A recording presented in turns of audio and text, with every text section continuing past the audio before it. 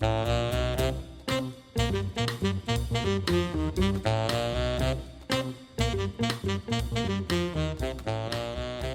morning, Jay.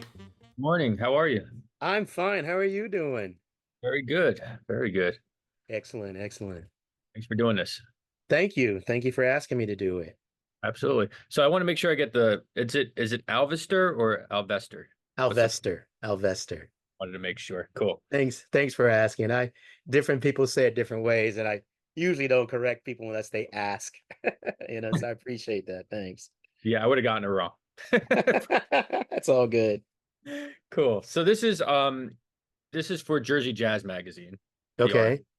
And in addition, I have these two podcasts that are pretty popular, and I was hoping to put you on that as well. Awesome. Great. Good. Thank you. All right. So let's first talk about the article centered around the Central Jersey Jazz Festival, Hmm. Flemington. I believe it's Sunday, September 15th in Somerville. Uh, Yes. can you tell me a little bit about that performance, what to expect, and who's going to be with you for that? Well, I'll be there with my band, the Artworks Ensemble, with special guest Papo Vázquez. I'll have Papo on trombone, Bruce Williams on alto saxophone, Charlie Sigler on guitar, or Sigler, I should say, Charlie Sigler on guitar. Brandon McCune is on piano, and Santi Debriano is on bass. It's an incredible lineup. I'm really excited to be working with these gentlemen again. Yeah, absolutely. And are you playing standards or is it your own material? It's going to be primarily our own material. I'll be contributing to some of my original compositions, and I've tasked some of their other like fellow band leaders. That's why I wanted these guys because they're so great at leading also, and they're such great sidemen. I went to play some of their music. I've had this artworks band for I would say since the early 2000s, where I like to f focus on original compositions from my peers, basically. I feel like the music, oftentimes we are playing a lot of standards, which I love, and I mean, I've played with, people that really, really know how to do standards, like Betty Carter, Abbey Lincoln, and Yeah. so I've worked with a lot of singers. So I think I like to play my own music and I like to play each other's music. I'll probably also incorporate a couple of standards in there or some new surprise standards from some stuff that's not necessarily on the jazz track. Cool. Yeah, yeah. So we've had Bruce on, he's been on my program and been interviewed, and I know him as well. So I'm sure you're in good hands with him. And Santi, I know of. Uh-huh. So it's a great band. Yeah, that's cool. So people could just go ahead and check that out. There's no tickets need to be sold. It's a free event, right? Yes, that's right. It's out in the street in Somerville, and it's a cool hang. It's real chill. They block off the street. There's a lot of restaurants around in the area, so people hang out. They enjoy the music. I see people bringing, I think, their lawn chairs and stuff like that, to enjoy it. Excellent. Cool. All right. So if we could learn a little bit more about you, Hmm. can you talk about your upbringing? Where are you from? I'm originally from Richmond, Virginia, south side of Richmond, Virginia, Chesterfield County. Um, Started on piano as a little kid, age 5 to 10, and even during elementary school, all the way through college, I was always in chorus. So I'm kind of a chorus kid. I tend to gravitate towards singers, and instrumentalists that have that singing kind of quality. I always did like madrigals and mixed choir, show choir, all that kind of stuff. Right. A family of musicians or not? My mom sang on the church choir. My dad has had really great rhythm, and my mom still sings on the church choir down in Caroline County, Virginia. Yeah, so Okay. my dad didn't carry the greatest tune. He wasn't the greatest tune carrier, but he was soulful. And he had a great beat. That's one of the things I remember. And growing up in the church, I realized I was listening to that swing feel long before I knew what swing was about. I mean, I came to jazz kind of late. Um, I like by the time I got to high school, I just started playing the drums like in middle school. I think my last year of middle school, like around seventh grade or something like that, eighth grade, something. And Right. I got into marching band simply because a friend of mine invited me to marching band rehearsal, and I'm generally somewhat of an introvert. I fake being an extrovert, and so I was just practicing all the time on my own. I love playing the drums and I like practicing, but I didn't have any skills like playing like in a formal setting. So I had a buddy of mine, my best friend, his name's Steve Akery, in middle school. We used to get together and play in my mom's living room. We'd play like Police songs and Van Halen songs, you know. And my buddy T Morris, who was a friend of mine, I don't know how I met him, but he was in marching band. He invited me out to marching band, and at first I turned it down. And then my mom got wind of it, and she was like, "Well, what do you expect to do with playing the drums? Just to play the drums for the rest of your life in my living room?" You know, so, which she had a good point. And so I went to that first marching band rehearsal, really nervous, not being able to read quickly enough, you know, because it was a lot of sheet music Mhm. playing the big tri-tom. So back in what is that, 84 or something like that. Those drums were heavy and huge back then. And I was this little stick figure of a kid, you know, trying to hold those things up. I just remember like being in a panic, kind of sitting there, like feeling like, oh my gosh, I don't know how to do this, you know. But I made it through the first rehearsal and I stuck with it, you know, I had a ball with it. And you know, through marching band, it got me eventually. I was in concert band. I think in my second year, I think I in sophomore year, I finally got into like regular band. Um, I was doing that, and still somehow managing to do chorus too. I think I don't know how I did all those classes now that I look back on it. And then eventually, I think maybe in my junior year, I auditioned. I think I was in I'm not sure if I was even in big band, if I was even in jazz band, but I auditioned for all county jazz band, and Right. Ellis Marsalis was teaching the class. And I had an incredible teacher. His name is Isaac Edgerton. He's still in the Richmond, Virginia area. He's a wonderful teacher. And my first teacher though was Carl Jenkins. That was my first drum teacher. And they both studied at Virginia Commonwealth University. And so Ellis had come up from New Orleans, was teaching at Virginia Commonwealth University, Mm. and I knew how, like, to me, Virginia Commonwealth University was like a famous like jazz place for me because I remember going here, like incredible. The big band was just phenomenal. Like it was led by Doug Richards, and it had people in it like Steve Wilson, James Oh. Genus, Mhm. Clarence Penn. And so in my junior year, I made it into all county jazz band, and Ellis had been teaching at VCU. And so I remember going to the rehearsal, and at the end of that first rehearsal, he asked everybody, like, what do you, who in here wants to be a jazz, you know, professional musician or wants to study music in college?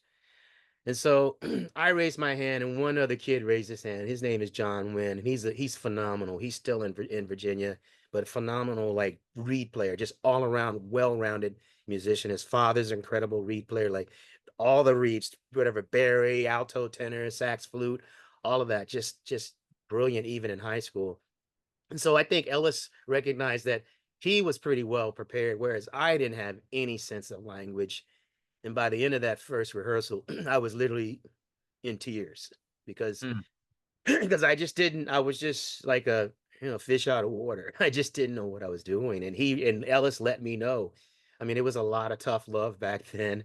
Yeah, And I, sure. I really appreciate it because he was the first one to give me like a list of drummers, to check out. I had to like kind of bug him for it, but he gave me this list that included Max Roach, Billy Joe Jones, Papa Joe Jones, Elvin Jones, like all the Joneses, Billy Higgins, Ed Blackwell, Marvin Smitty Smith, Jeff Tate Watts, James Black.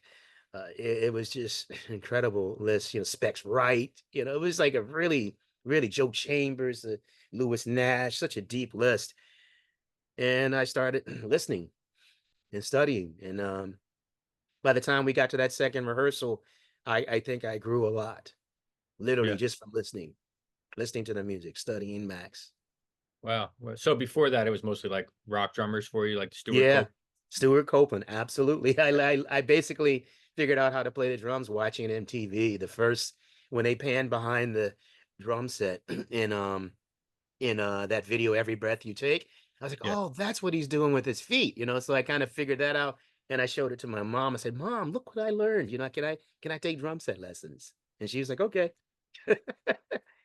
So I gotta say there's a power in that, you know, when young people can see live instruments, I wholeheartedly believe in that, like presenting them with that. Because oftentimes, you know, in today's pop music, there's so much electronic stuff, you don't even see instruments. But I think it's great when a young person can actually see an instrument, see the instrument, see how it's being played. It might inspire them. You never know. I mean, it inspired me. So I would hope that you know, the more that we can expose young people to the music, you know, any kind of live music, I think the better. Yeah, I mean, I totally agree. Yeah. That- So from there, you did the high school jazz band thing, I would imagine, right? And then, Hmm. where did you go to? Did you go to school for music? Yeah, I went to Virginia Commonwealth University. Oh, you did? Eventually, I Okay. yeah, I got into Virginia Commonwealth University because I knew that they had such a wonderful program. There were so many great musicians that were coming through there. Mhm. In my freshman year, I had Ellis again. I literally studied with him, and even before that, like during the summer between my junior year of high school and freshman year of college, I was invited to participate in this summer, like a just a week, maybe about 3 or 4 days long. It was like a program for kind of like gifted kids. Right. And Ellis was there teaching again, and I remember exactly where I was, what I was doing, where I was seated. I was in the chorus room, which would eventually become my chorus room in college, but it was an event hosted by VCU, and Ellis was one of the teachers there, and he had a listening class, and that's where I first heard "So What." I never forget that moment, you know, hearing that intro, you know, Bill Evans and Paul Chambers, you know, that kind of abstract sound, you know, like just it was so gorgeous. I mean, I get goosebumps thinking about it. And I was sitting in the front row and Ellis put that on. I remember the big tower speakers, and I was just like had my hands on my knees, like kind of positioned like this, just looking down at the floor, you know, kind of pondering what I was hearing.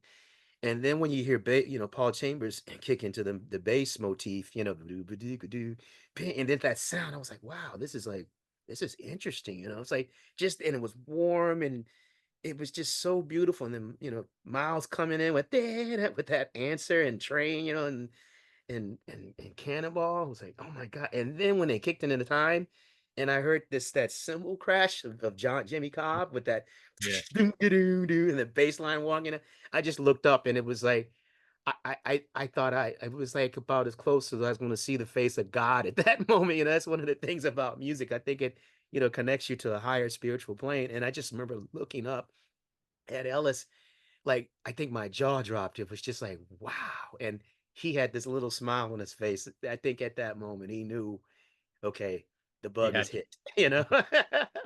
Yeah. That's so funny because like I teach a jazz history course at Monmouth University, and Oh, cool. so like I always tell the students, or if I don't tell them, I think this. I'm like, I'm just so jealous that you're going to hear, this piece for the first time. Like, so Yeah. what, or Love Supreme, or just these monumental recordings. Yeah.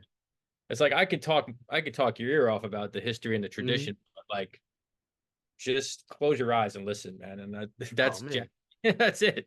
That's it. That's the best thing ever. I teach a listening and history class at Jazz for Teens at NJ Pack, you know, so that's Right. teenagers, middle school, high school. Yeah. And it's just an absolute joy watching them, you know, hear stuff and then talk about it. Like I love to hear what their impressions are of the music. And I'm learning. I still learn when I hear some of the teenagers, you know, impressions of what they heard and they're teaching each other.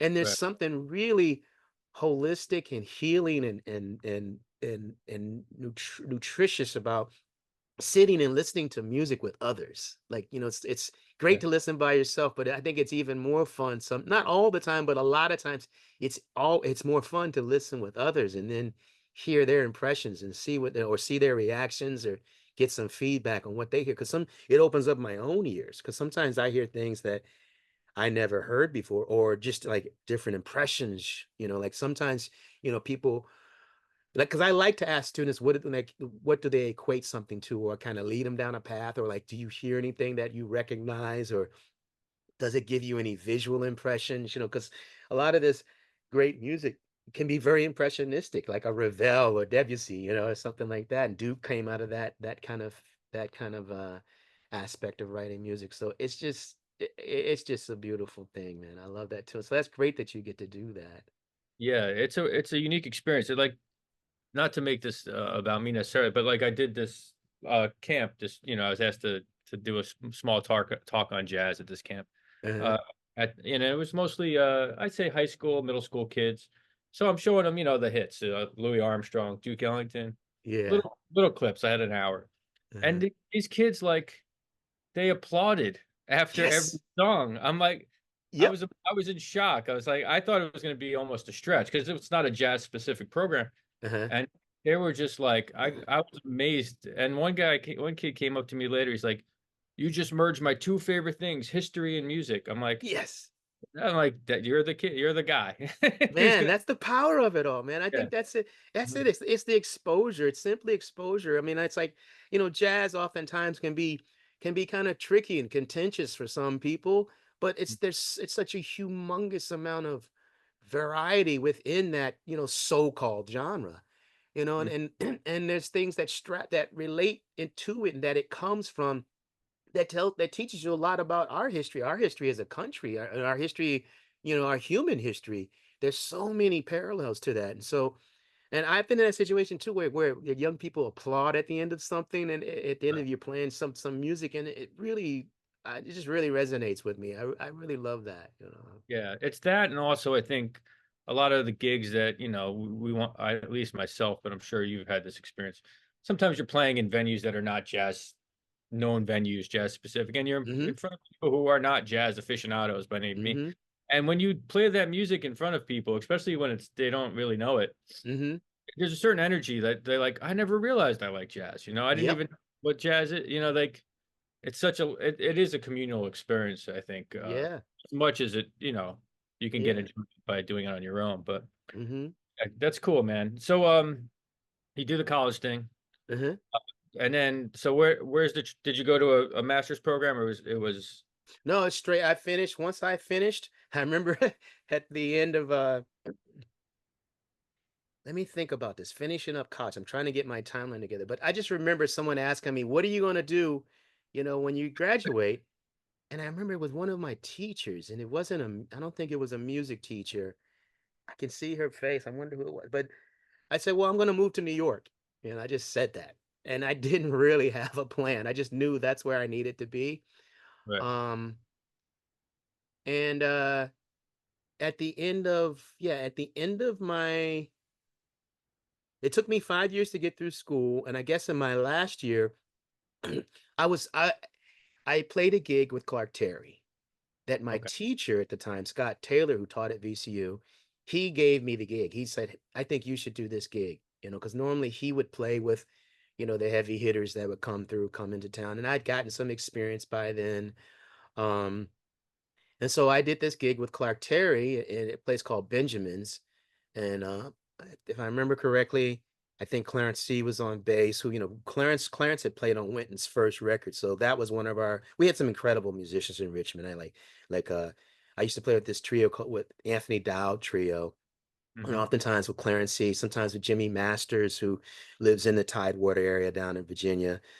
And it was this singer named Jim Branch that I worked with a lot, and I learned a lot of standards working with him. So I had gotten some experience in the music through that, like just playing. And so at the end of that, at that during that gig with Clark that I was playing at Benjamin's, he told me about the Thelonious Monk competition, and so I auditioned for it.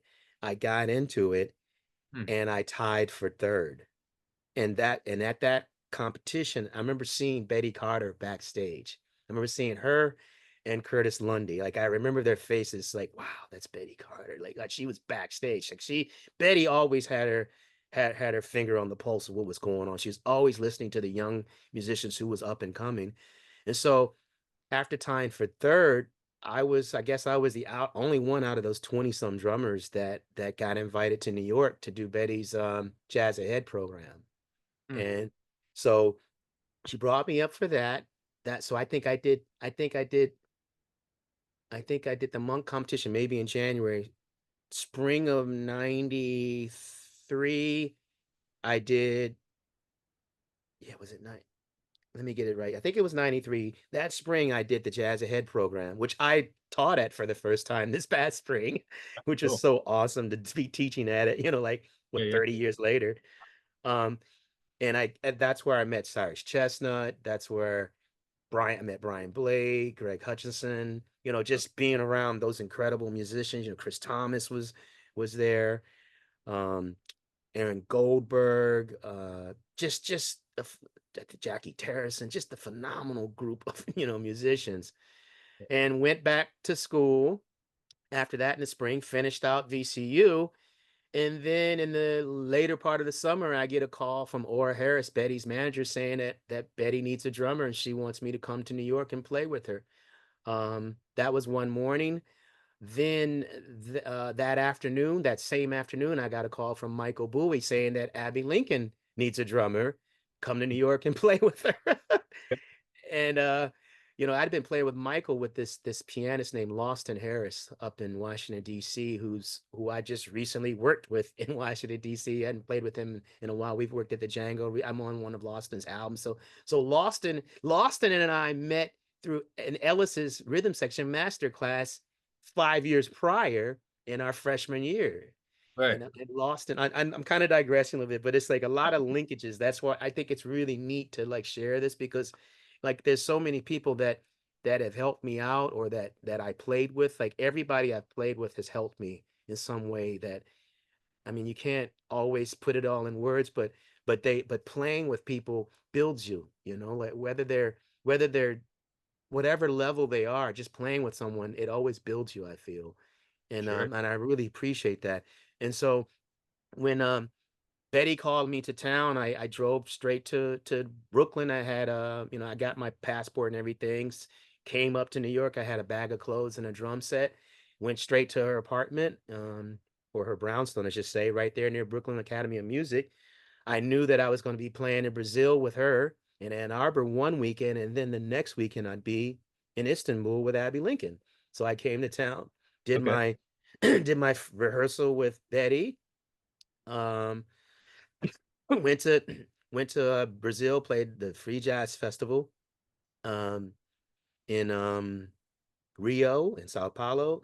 Then we went to Ann Arbor, and the band was Cyrus Chestnut and Chris Thomas.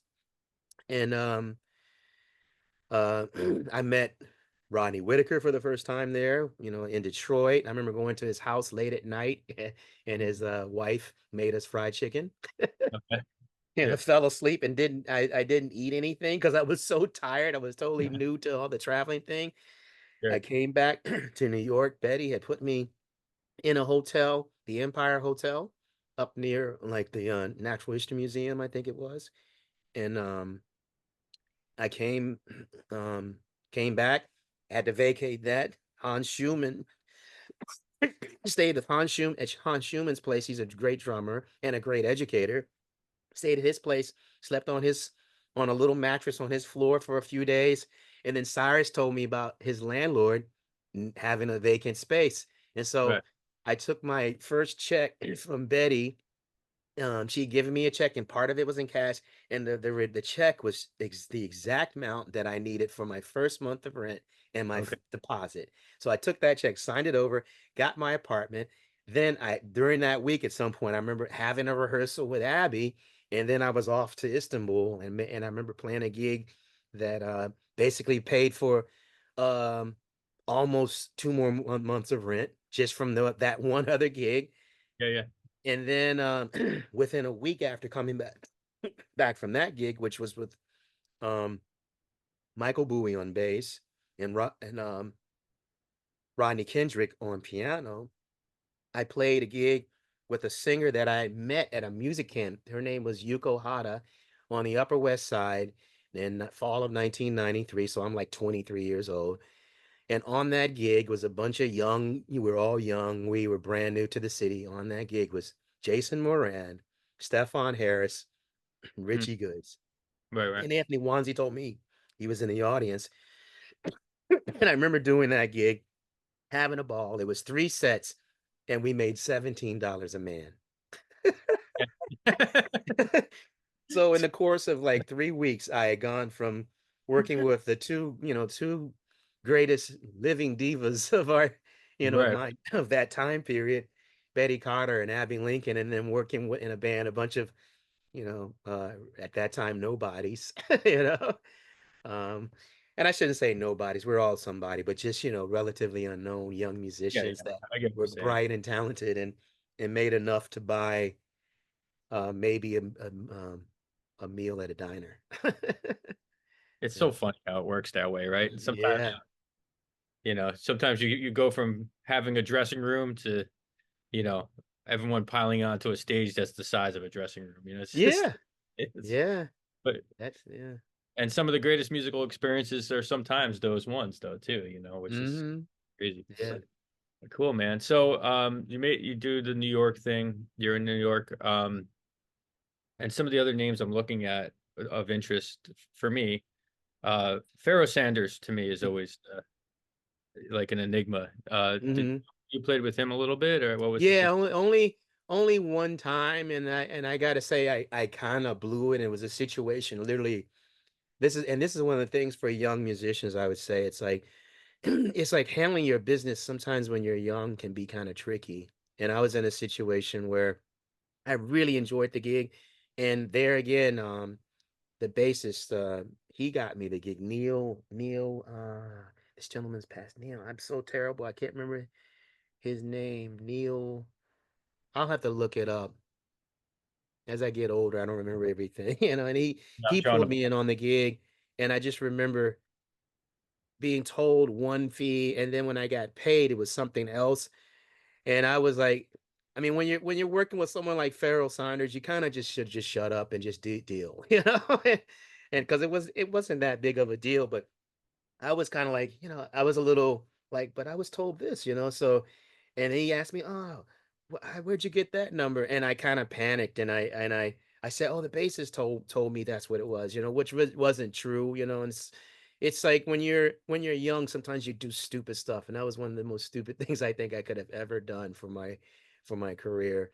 And the bassist, he kind of chastised me about it because Farrell spoke to him, but it was a great learning experience. It's like when you're handling your business, sometimes you just got to show up and just play. And I don't think it was any kind of. It might not have been intentional. It might have been just simply a pure mistake. There might have been some kind of communication that was misconstrued, or I back then. We didn't have email. We had phone conversations, stuff like that. So I don't know where. I mean, I I'm not blaming anyone. I'm blaming myself for that. I wish I could have done it more, but it was definitely an incredibly spiritual experience, working with Pharaoh. That feeling. And also what I remember was like, when you're young and you're like you're all hyped up on that kind of young youthful energy. What I Sure. remember was how powerful it was, but how centered it was playing with him. It's like you bring the energy, but it's different than when you're playing with your younger peers. That was one of the things, like working with Abby. That was one of the things I learned a lot from her, is like get that kind of centeredness and that zen, even though when you're in the midst of a storm, it's like a zen kind of prayerful, kind of Right. focused, meditative state that the greatest get into. Sure. Yeah. No, I can definitely see how that could be with somebody like an Abby Lincoln or a Pharoah Sanders or someone like that. Hmm. Cool. And then so tell me if you could about how you met Regina. How did that It's come? it's funny because it's like I gotta say right away, it was because of Lewis Nash that I got the gig. Mhm. He So I'm going to back up. So I literally first time I saw Regina was at this incredible jam session, Dean Street Cafe. They used to go on in the 90s. I mean, this is a place where so many musicians would come together. I remember seeing like people like Antonio Hart, Craig Bailey over there. I think I met Craig Harris. I mean, so many great Brad Lee cats that we're all dispersed now. Some people are in different. Some people are teaching in different states at universities. But it was just an incredible time. Cyrus Chestnut used to he was the one that probably told me about it. And so I just remember being in the thick of it all. kind of a small spot, but people, it would line up. Sometimes you'd have like 30, 40 horn players lined up to play, and literally all of them would play on one song Mhm. sometimes.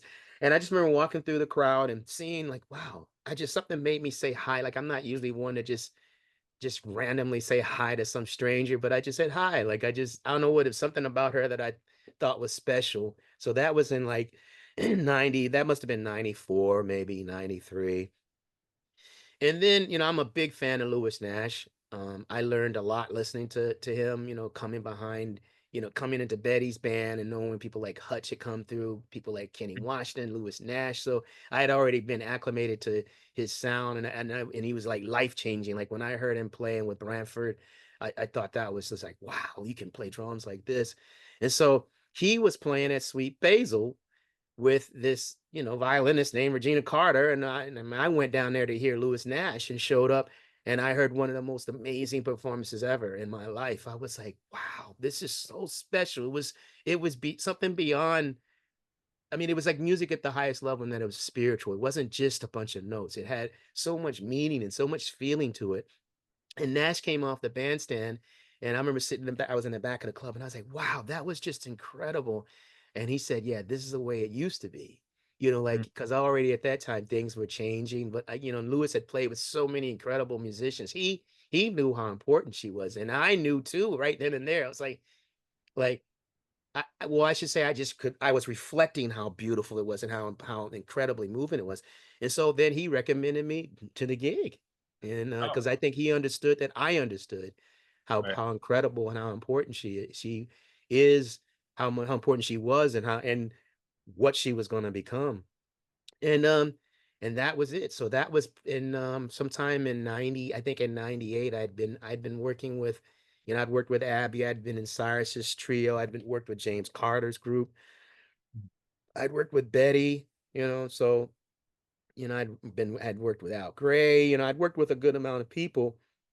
But he turned that over to me. There was still a few gigs. I think like when I came in the band, he still played there. His final run with her was at the Vanguard. I went down and heard him play at the Vanguard, and that was beautiful. Um, and yeah, that's how I came into that gig, because of Lewis Nash. So I'm forever grateful to Lewis Nash. Right. Yeah, for many reasons, right? Yeah. Oh, absolutely. Like Lewis Nash, like I remember going to Vigione's and sat down, I think was I pretty sure it was Elvin. I remember sitting at the long table, Vigione's is something else now. I've played at the club since then. It's been changed to another name, like a blues kind of club. Yeah, right. And it's, down the street from the Blue Note. And I just remember, I bought my food. Oh, I ordered my food. I got up, went to the bathroom, I came back and sat down, and Lewis had paid my bill. Like, so this is sometime in the 90s, and that means a lot when you're like, new in town and you're still trying to find your way. So Lewis Nash, he's helped out a lot of young musicians. He still is, he's a great, music program out in Arizona. He has a club, the Nash now. Um, and he's Mhm. an incredible part of the history of the music. Right, right. So how does it Yeah. go from bandmate to a relationship? Does it happen right away or? No, no, it's funny because we both were in relationships. We watch each other go through relationships. We watch each other, stumble in relationships and go through breakups. We were rooting for each other. We literally were at points like, "Hey, why don't you check this person out?" And like I'd see, a guy or somebody. I think this guy would be good for you. Why don't you, just talk to him, And she'd be like, Right. "Al, I think this girl is checking you out. You should talk to her. She's digging you. And it's funny because when Regina played, Paganini's violin at Lincoln Center, because there's a long history of that. Sure, She yeah. did the concert in Genoa on the violin. That was the first time, African American played the violin. First time black woman had played the violin. First time a jazz musician played the violin. That was the beginning of it. And then eventually they brought the violin to Lincoln Center for Mhm. her to perform a big special concert. My parents came up, and my dad, who was still alive then, of course, he was there, and and I told my dad, it's like, oh yeah, Regina. He's always asking. He loved Regina. He's like, oh, my parents love her, and they were always asking about her, and I was like, oh yeah, she's going through this, she's going through that, she's had a breakup, and and I remember at one point. I guess the breakup hadn't happened at that point, but still at that concert, um, she she took a picture with him, and we were at the little celebration, a little gala, little party afterwards. And he said, "Let me take a picture with my daughter," you know.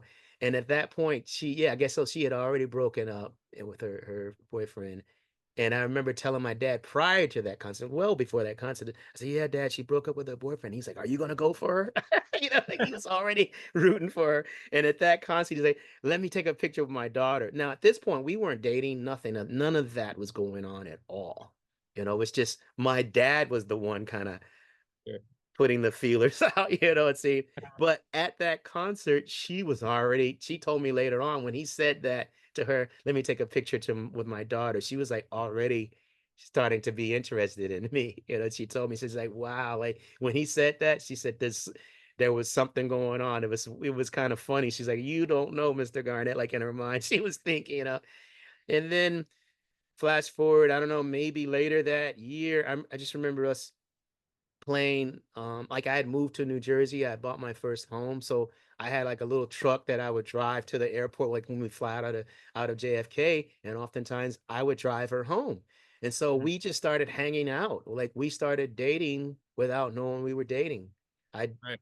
I say, "Okay, I'm going to drop you off," and I say, "Hey, you want to get something to eat?" And we say, "Okay, cool. Hey, you want to go hear Carla Cook?" Who's like her best friend. It's like, "Let's go hear Carla Cook." So we go to Zinc Bar, hang out down there when it was at the old location on Houston Street, hang Mhm. out, have something to eat. And so sometimes we might get off the plane at like, the afternoon or in late early evening and go hang. And by the time you drop her off, it's like 1 in the morning or something.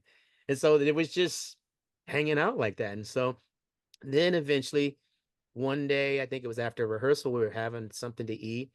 And she said, "Not for nothing, but I'm starting to dig you, you know?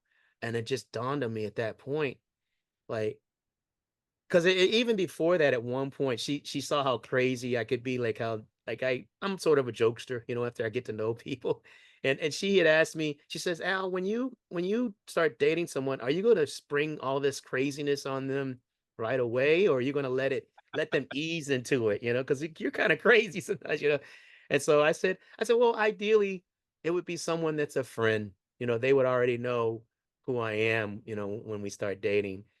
And I thought to myself, when she asked me that, I said, "It'd be someone like you," at that point. So all those things were starting to fall in place. And then flash forward, I don't know, months later, we were sitting down for dinner. And that's when she said, "Not for nothing, I'm starting to dig you." And I remember her exact words.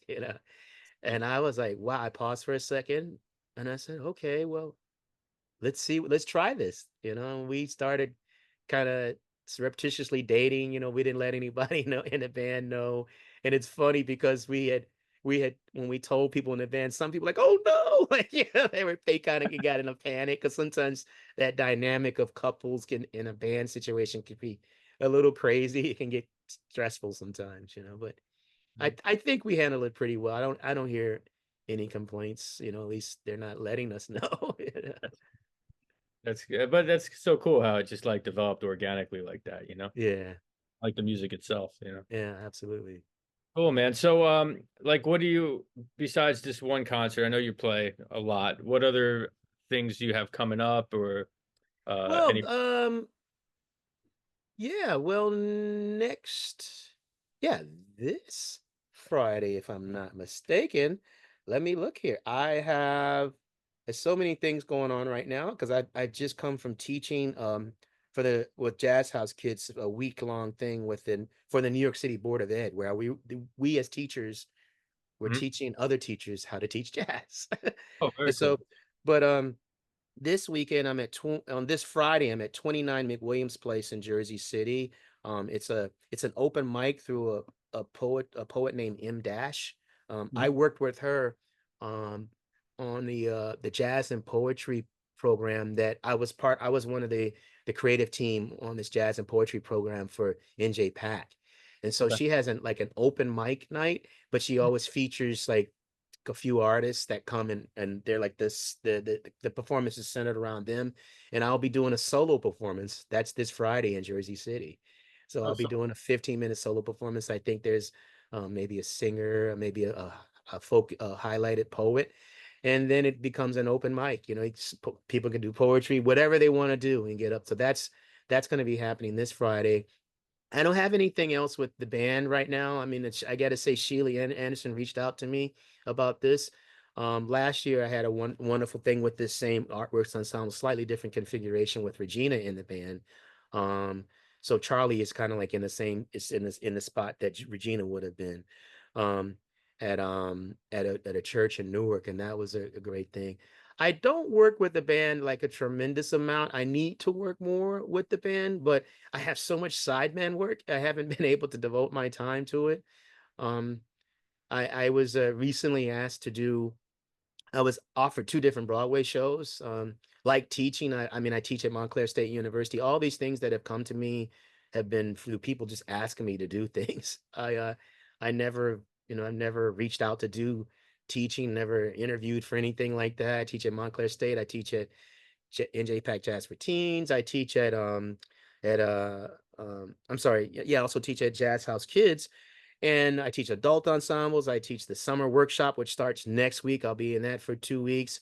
I also will be performing with Tracy Bonham. I'm on her upcoming record. I don't know if you remember Tracy Bonham from the 90s, her hit Yeah, yeah. Mother Mother.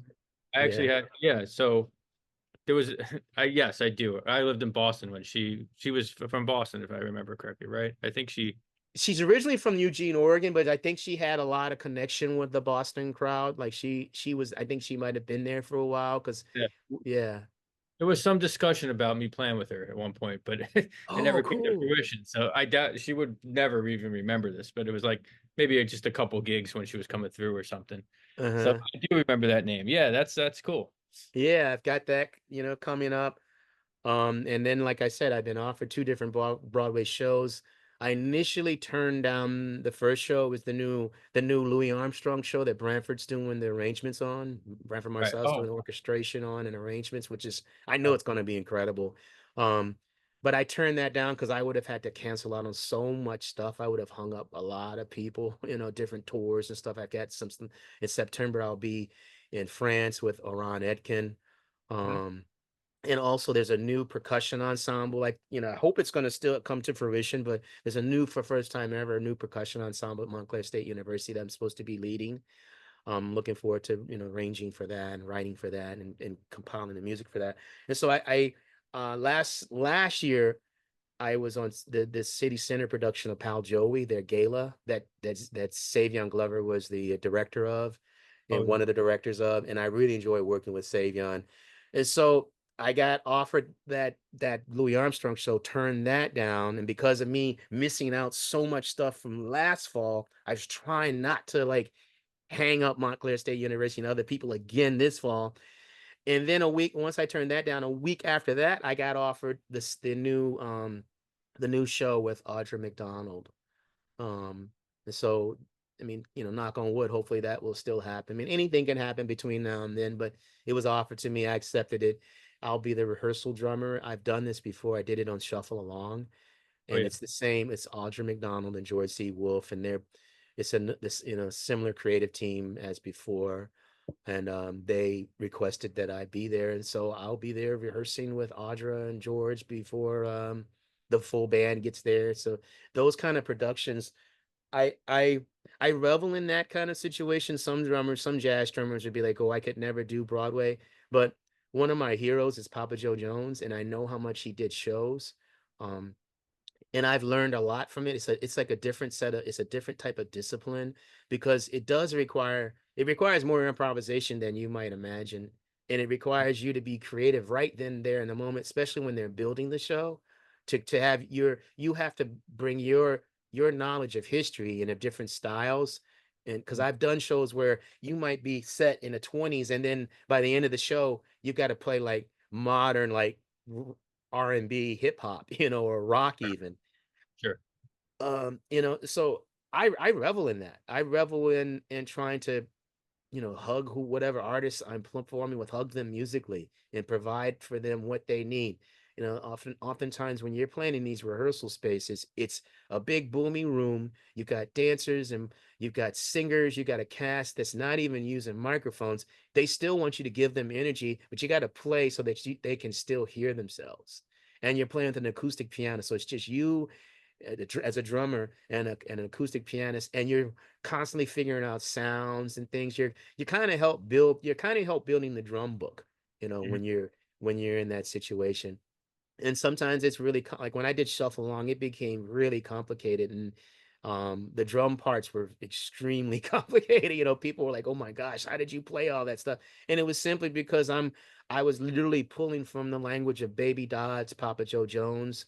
Like Right. I love modern, you know, the modern drummers, like, you know, someone like, you know, Eric Harlan and you know, Marcus Gilmore and Billy Hart, you know, Jack DeJohnette, Tony, all these great modern drums. But as much as I love them, I love Baby Dodds. I love hearing, you know, Paul Barber and how they orchestrate. That's the great thing about any great drummer, how they orchestrate. Like I remember reading an interview with Dave Grohl. He talked about, you know, when you record live in a room with a band together, it's like, yeah, I just lower my cymbal sound a little bit. I bring my hands down a bit, you know, and I'm like thinking, wow, that requires dynamic independence. I first learned dynamic independence from Max Roach. And I teach all my students this. Like, it's just important to have dynamic independence as rhythmic independence. And in some ways, it's more important because you have to be able to you know, independently, dynamically balance all your limbs across the instrument. So I get to use all those things in every situation I play in because it's your colors that you put to the music that makes the music, that helps make the music. The drum part is always crucial, and then oftentimes you end up being like a leader. You know, you end up being like a conductor for the band. And when you're working on Broadway, then you become a link to the conductor who's sitting on that podium.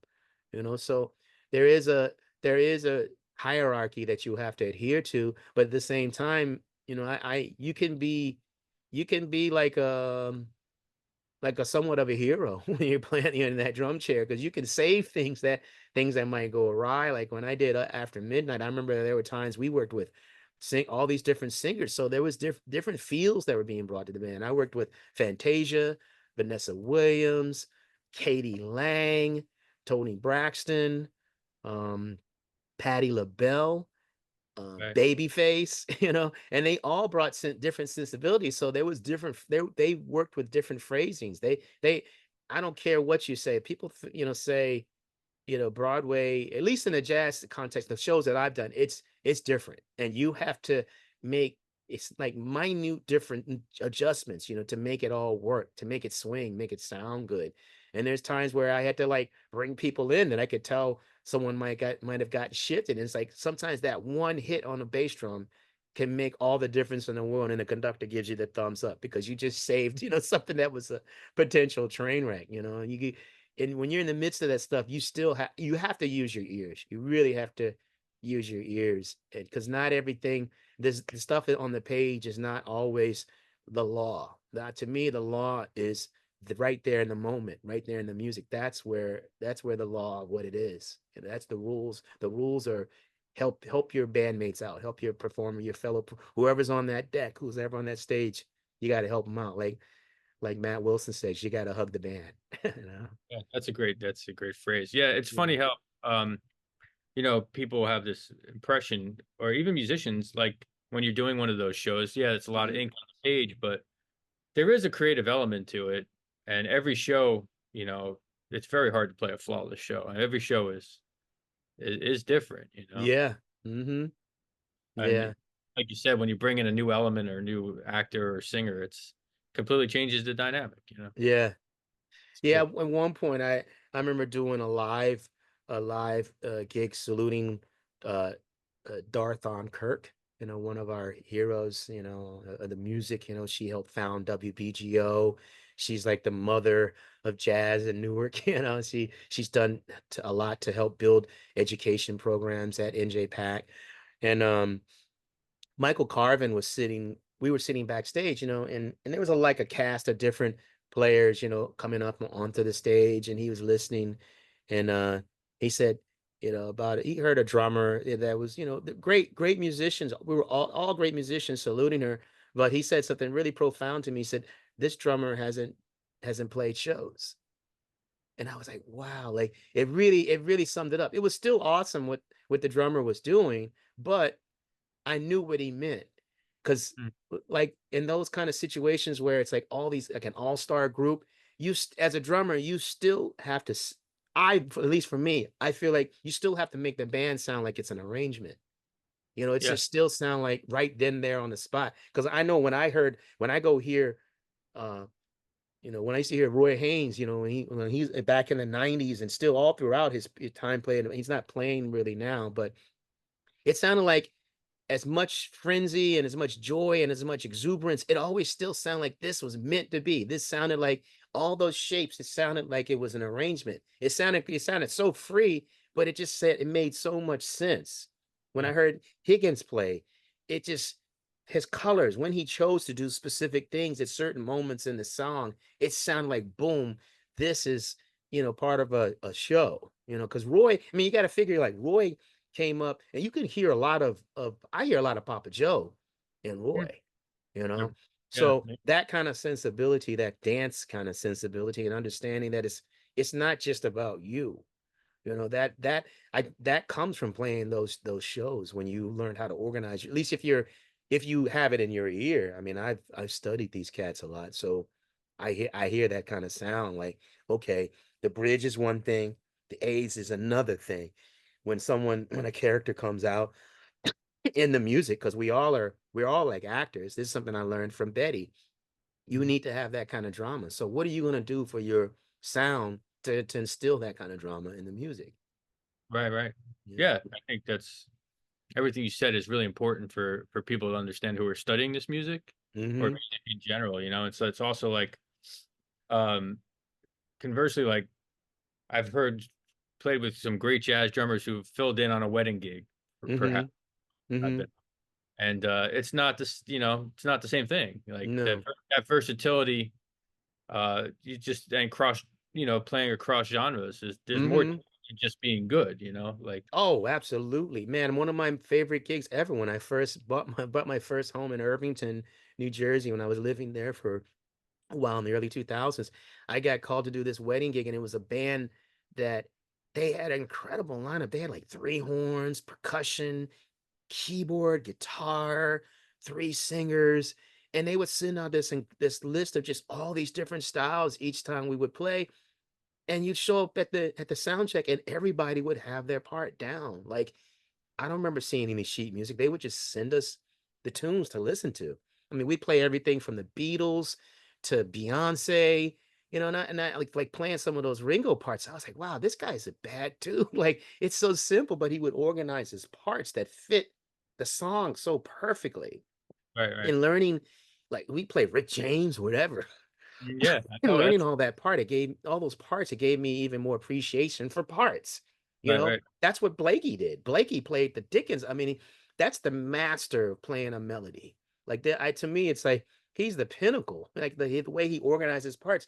To me, it's a different style, but it's the same principle of organizing your part to suit the music that a Ringo applied. That Rick James had in his songs, or something like yeah, that. Yeah.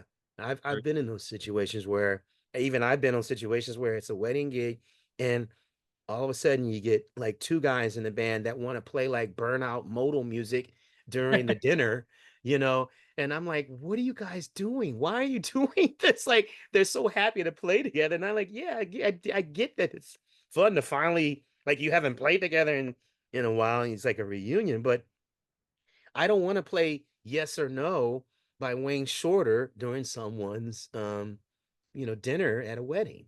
Yeah, I just, you know, and especially if you're gonna like go for it and burn out. And I'm sitting there with the textures of the drums and the density that I can impart, that I can of course impart in the music. I feel like that's disrespectful to the people that are there for their try to eat. wedding. I don't want to do that to someone's wedding, you know. I I'm want to only be like, laughing because okay, it let's happened. play. I mean, it's like it's funny that you see how like some people, kind of dismissed Ahmad Jamal as being like, I remember I've seen some of the reviews that people, the way they first thought about Ahmad Jamal and how incredible and how important he is. But some Yeah. people thought he was like a cocktail musician, you know? Right. And Same with Bill but Evans. Yeah, they said the same thing. Yeah. yeah. But a lot more. Now in a quiet setting, some of those that the way that Ahmad Jamal presented the music, I can see that really going over well in a cocktail setting or Right. at a wedding because it's not bombastic, it's not loud. It's just incredible arrangements played beautifully with Yeah. just an incredible amount of creativity too. Mm. And so well laid out. Um, Now I can see why someone might say that, but at the same time, I've been on like that's why I feel like sometimes even these like brandings and labeling. Sorry, my allergies are bothering me, but You're sometimes good. these brandings and labelings of this is cocktail music. I've played cocktail gigs with some of the finest musicians on the planet and made some of the most incredible music with them, Right. and somebody in a corner of some like, banquet hall or something like that. And the people are loving it and the people are coming up at that was incredible. Like the bride comes up and the mother comes up. That was so amazing. Like, where are you guys performing next? That kind of thing. Yeah. So Yeah. great music is great music, and people can label it all they want. It's if it sounds great, it sounds great, and Right. there's a time and place for everything. There is, right. And Yeah. like you said, there's sometimes you just find yourself in situation like, for example, I had like a cocktail gig with Norman Simmons, you know. Oh my gosh, man. Oh, I was just thinking about it. What an incredible musician. Wow, you Right. played with Norman. Yeah, yeah. Well, I used to play a lot at Trumpets Jazz Club back Ah, when I was there. uh-huh. So I played with him a few times there, but this was like this. It might have actually been maybe the last gig he did. He Hmm. wasn't the best of health. He lived like a town away. I live in Howell. Uh, Mm. so yeah, it was just like a country club kind of thing, Hmm. and but you see that level of professionalism even with that. He was just Yep. like, here's what we're gonna do, and don't just don't over solo, just do the thing. Hmm. And it was swinging and it was great. Um, Hmm. but it's good musicianship is like you said, it doesn't really matter the situation sometimes. Hmm. And so Norman, I've worked with Norman with this singer named Frankie Lynn. recorded with Frankie. Okay. Norman, he brought in some like he's a phenomenal arranger, great arranger, particularly for singers. And I've worked with him at Jazz House Kids when he taught there during the summer workshop, so performed with them there too. And Norman worked in Betty's band also. Hmm. So that rhythm section of Al Harewood and Lyle Atkins. So I worked with Lyle Atkins. So I mean, it's. I wish I could have worked with the two of them. That would have been phenomenal. That was such a swinging rhythm section. Al Harewood, Norman, and Lyle with Yeah. Betty. Oh my gosh, that was a swinging. And Al Harewood's pocket is just amazing. I love playing. I loved playing with Lyle. Rest their souls, all of them. Um, yeah, man, Norman Simmons is a bad dude. That's so great that you played with him too, man. Yeah, not much, like maybe a Hmm. handful of times, but Yeah, yeah, same for me, not a lot, but it's still it's profound, right? The feeling that you get with someone like him. yeah, being around, yes, absolutely, it is, and it's I'm thankful when I get an experience like that for sure. Hmm. Cool, man. So, God, I kept you a while. What did I miss? Anything? I mean, I could talk and talk, but I too would like to kind of get back to practicing a bit for Yeah. a student is a yeah, a student friend is coming over and wants to hang, so we're gonna do some. I'll probably put on some records for him. Awesome. Yeah. Hey, man, great talking to you. And Thank you, Jay. I will encourage everyone to go check you out Sunday, September 15th, Somerville. We'll put a link to that in the podcast description and the article. And hopefully someday we get to play together. Awesome. Yeah, I would love to, man.